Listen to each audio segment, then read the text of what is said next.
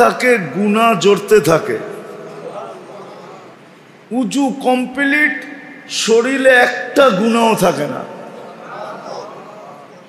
এই ফ্যাসিলিটি কে দিছে?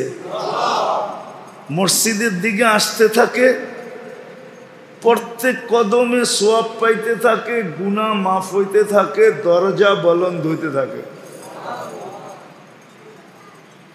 মসজিদে বসা থাকে তো এক ফেরেশতা রহমতের দোয়া করতে থাকে। মা বোনরা যতক্ষণ যায় নামাজে বসা থাকবে, এক ফেরেশতা রহমতের দোয়া করতে থাকবে, এক ফেরেশতা মাপের জন্য দোয়া করতে, মাগফিরাতের দোয়া করতে থাকবে, তার জন্য মাপ চাইতে থাকবে, আরেক ফেরেশতা নামাজের সওয়াব লিখতে থাকবে। ফ্যাসিলিটি দিছেন না দেন নাই? মুসাফা করবে দুইজনে, আর দোয়া পড়বে, দুজনের গুনাহ মাফ হয়ে যাবে। রাস্তা দিয়ে হাঁটবে, কষ্টদায়ক জিনিস চোখে পড়ল যে কারো না কারো এটা পায়ে লাগা কষ্ট হইতে পারে, এই বাইবা যদি কাটাটাকেও সরাইয়া দিল তো পিছের সব গুনাহ মাফ হয়ে গেল। এই ফ্যাসিলিটি কে দিছে? কাদেরকে দিছে? আমাদেরকে দিছে, উম্মতে মুহাম্মদীকে দিছে, আর কাউকে দেয় নাই, আর কাউকে দেয় নাই। এই জন্য মেরে দোস্ত, আবারও বলতেছি, একা একই কিন্তু হয়ে যাব অচিরি, একা একই হয়ে যাব, নেটওয়ার্ক সব ছিন্ন হয়ে যাবে। আসেন শিখি, একা একই যেন না হই। কি পন্থা অবলম্বন করলে আমি মৃত্যুর পরে একা একই হব না?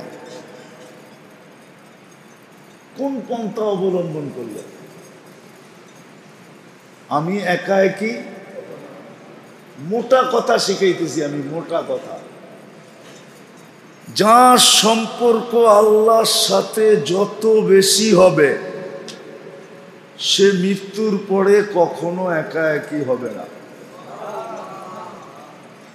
আল্লাহর সাথে যার সম্পর্ক যত হবে, আপনি বলবেন আমি আল্লাহর সাথে সম্পর্ক হইল বুঝবো কি করে? আমি কোথায়, আল্লাহ কোথায়? আমি কোথায়, আল্লাহ কোথায়? আর আল্লাহকে তো চোখেও দেখা যায় না,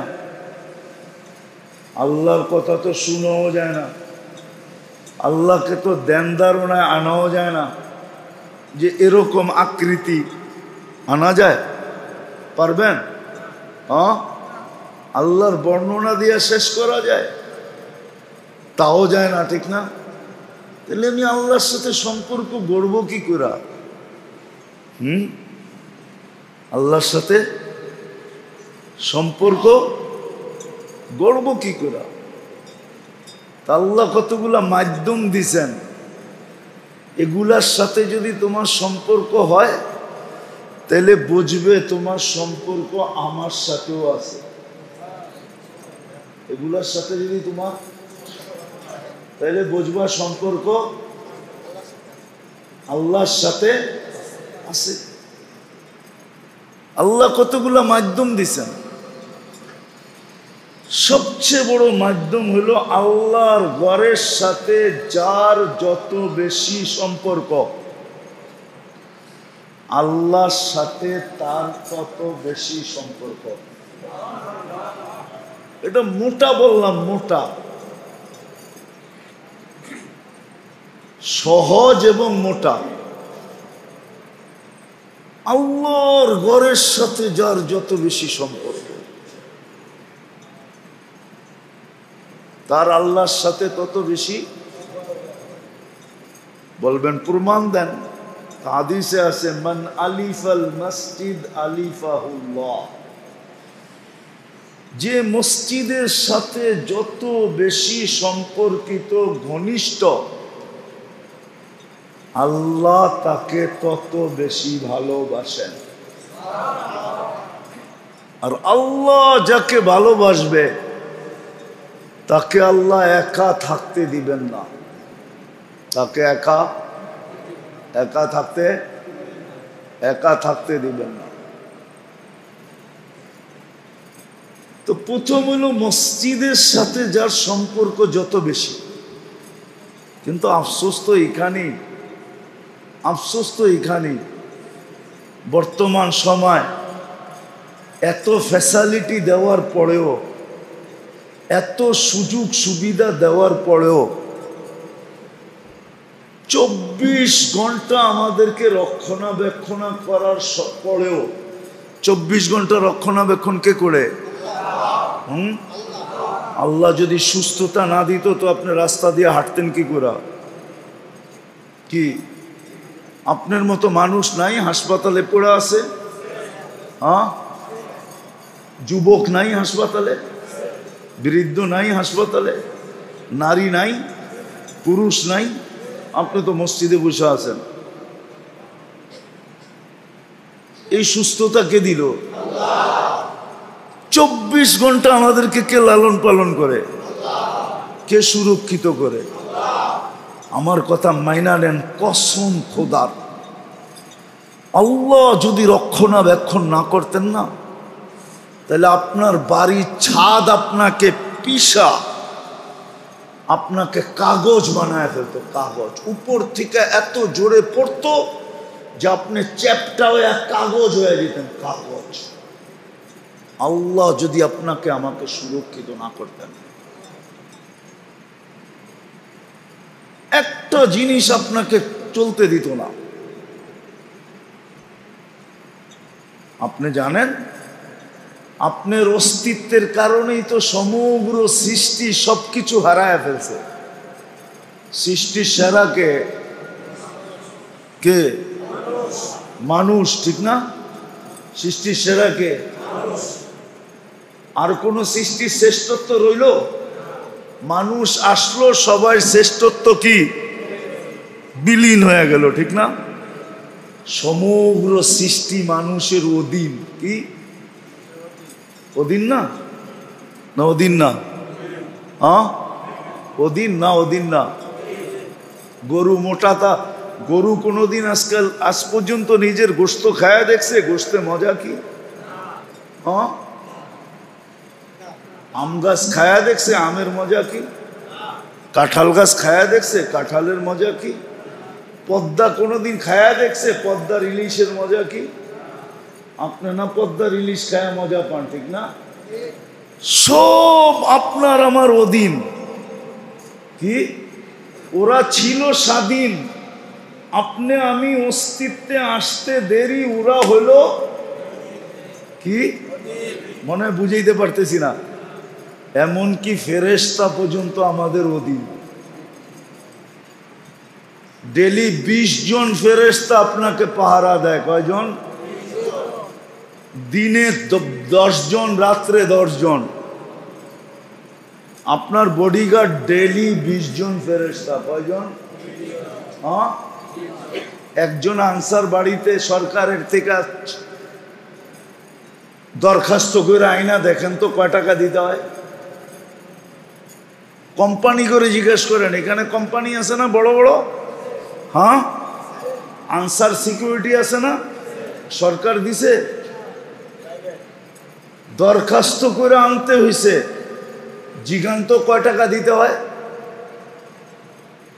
শুধু বেতন দিলে চলে না, লাভ সহ দিতে হয়। কিছু সরকারি ফান্ডে যায়, বাকি ও বেতন পায়। আপনাকে যে ডেলি 20 জন ফেরেশতা পাঠায়া পাহারা দিতেছে, কয় টাকা দেন? ফেরেশতা ছিল স্বাধীন, আপনার অস্তিত্বের সাথে সাথে হইল সে অধীন। অধীন না, অধীন হইলেও তো হইতো সে আপনার বডি গার্ড, আপনাকে 24 ঘন্টা সুরক্ষা করে। আপনি ঘুমান ও পাহারা দেয়। এই জন্যই তো হাদিসে আছে, ঘুমানোর সময় আয়াতুল কুরসি পড়া ঘুমায়। এক ফেরেশতা নির্ধারিত হবে, মৌত যদি লেখা না থাকে তোমার কপালে, আকাশ ভাঙ্গা পড়লো তুমি বাঁচবা, কেউ বাঁচুক আর না বাঁচুক তুমি বাঁচবা। ফেরেশতা আকাশ সরায় দিবে, সরেন থেকে এই আয়াতুল কুরসি পড়া ঘুমাইছে।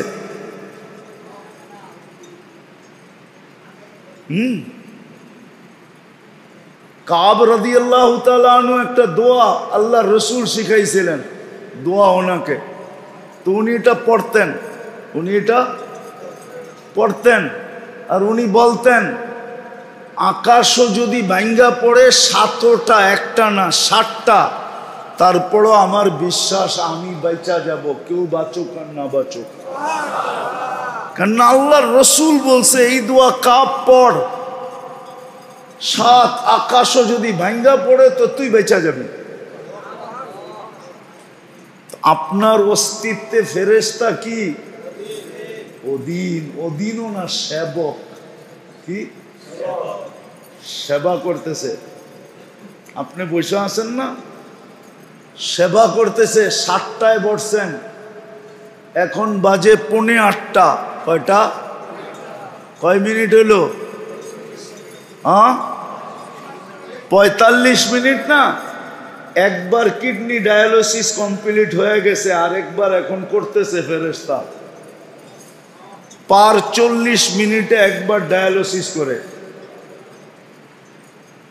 24 ঘন্টায় 36 বার ডায়ালিসিস হয়। 24 ঘন্টায় কত? 36 বার। বয়াসি না এনে আমি বলতেছি, লড়তেছি, কিন্তু আমার কিডনি ফেরেশতা কুদরত দিয়া, আল্লাহর কুদরত দিয়া এই 45 মিনিটে একবার ডায়ালিসিস হয়ে গেছে, দ্বিতীয়বার একটা আবার এখন করতেছে, আবার 40 মিনিটের বাতায় দ্বিতীয়বার একটা হবে, এরকম 24 ঘন্টায় 36 বার হবে। চাই আমি গাড়িতে বসে থাকি, চাই আমি প্লেনে বসে থাকি, চাই আমি ঘুমায় থাকি, চাই আমি দৌড়াইতে থাকি, চাই আমি হাঁটতে থাকি, চাই আমি দাঁড়ায় থাকি, এমনকি যুবকরা গুনাহ করতে থাকে মোবাইল, ফেরেশতা কিডনি ডায়ালিসিস করতে থাকে। আল্লাহর হুকুম, গুনাহ করলে আমার বন্দা করে, তোর কি হয়ে যায়, তুই কিডনি ডায়ালিসিস কর। ফেরেশতা বলে আল্লাহ গুনাহ করে ডায়ালিসিস করবো, আল্লাহ কয় করে করুক, তোর কি, তোর দায়িত্ব ডায়ালিসিস করা, ডায়ালিসিস কর। 24 ঘন্টায় 36 বার ডায়ালিসিস করে। এই জন্য শেষ জায়গায় চলে আসছি, আমি পায়ে হাত দিয়া বলি, বড় ফ্যাসিলিটি আল্লাহ আমাদেরকে দিয়েছেন, বড় সুযোগ এই উম্মতকে দিয়েছেন। শিখেন যে কি করলে, নাইলে অচিরেই কিন্তু কবরে একা থাকতে হবে, একা, সমস্ত নেটওয়ার্ক ছিন্ন হয়ে যাবে। কিন্তু একা যদি থাকতে না চাই, তাহলে আমি একটা পদ্ধতি দেখাইলাম, যে মসজিদের সাথে যত বেশি নিবেদিত হবে, সম্পর্কিত হবে, মসজিদের সাথে যত বেশি কানেক্টেড হবে, মসজিদের সাথে যত বেশি আওয়া যাওয়া হবে, বসা হবে, সময় দেওয়া হবে, মসজিদকে যত বেশি ভালোবাসবে। আফসোস তো এটাই তো আফসোস যে আজকে উম্মতের মসজিদের সাথে সম্পর্ক নাই। শতকরা 10 জন মানুষের সম্পর্ক মসজিদের সাথে নাই।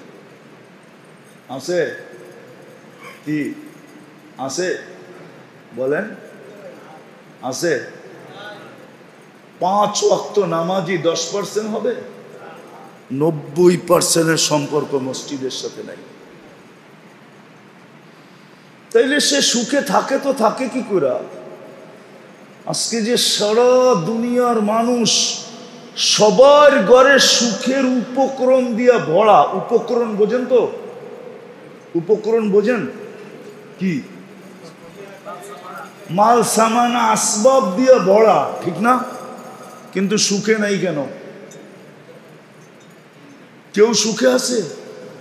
মুসলমান জাতি আজকে সুখে? ব্যক্তিগতভাবে সুখে, জাতি হিসাবে সুখে? কেউ তো সুখে না, কেউ সুখে না, কেউ সুখে না।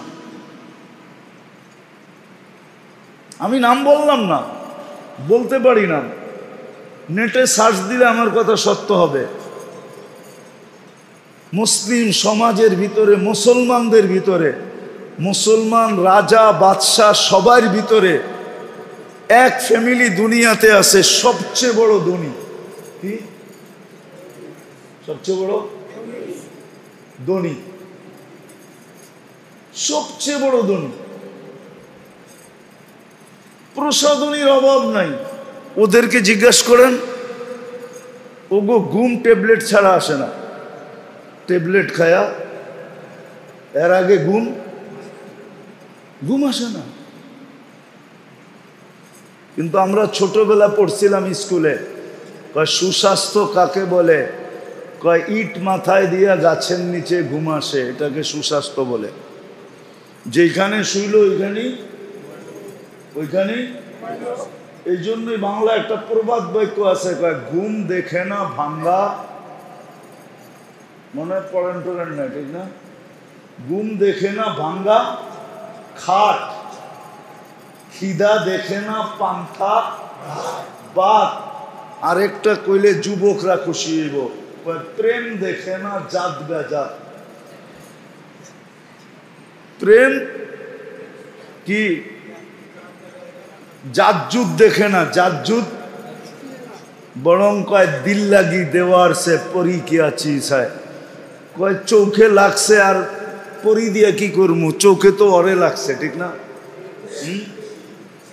ট্যাবলেট খেয়ে ঘুমায়, সুখ নাই। সুখ হবে কোত্থেকা? আল্লাহ তো ওয়াদা করতেছেন, কাল্লাফাল্লাহু লাহুর রাহা ওয়ার রাহমা। মসজিদের সাথে যার যত সম্পর্ক হবে তাকে আমি তত বেশি সুখ দিব।